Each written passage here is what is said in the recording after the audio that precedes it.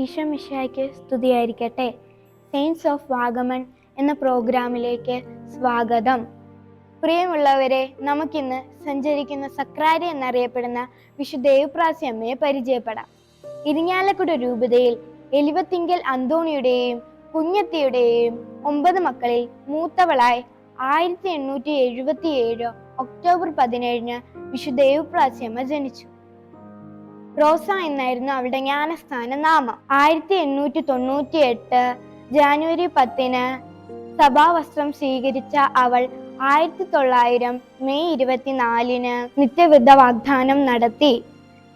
തന്നെ ആത്മനാഥന് നിത്യമായി സമർപ്പിച്ചു. പ്രാർത്ഥിക്കുന്ന അമ്മ എന്നറിയപ്പെടുന്ന അവൾ തനിക്ക് ചെറിയ സഹായം ചെയ്തവരോട് പോലും നന്ദിയായി പറയുമായിരുന്നു. മരിച്ചാലും മറക്കില്ല കേട്ടോ. ദിവ്യകാരുണ്യ സന്നിധിയിലായിരിക്കുന്നതിൽ ആനന്ദം കണ്ടെത്തിയിരുന്ന മാടപ്രാവ് 1952 ആഗസ്റ്റ് 29 തന്റെ നാഥന്റെ പക്കലേക്ക് പറന്നുയർന്നു. 2002 ജൂലൈ 5 ജോൺ പോൾ II മാർപ്പാപ്പ അവളെ ധന്യയായി പ്രഖ്യാപിച്ചു.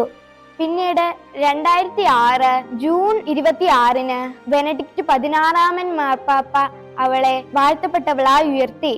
2014 ഏപ്രിൽ 4 ഫ്രാൻസിസ് മാർപ്പാപ്പ അവളെ വിശുദ്ധയായി പ്രഖ്യാപിച്ചു. വിശുദ്ധ ഏവ്പ്രാസ്യ അമ്മയെ പോലെ ദിവ്യകാരുണ്യ ഭക്തിയിൽ വളരുവാൻ വേണ്ട അനുഗ്രഹത്തിനായി നമുക്കും പ്രാർത്ഥിക്കാം.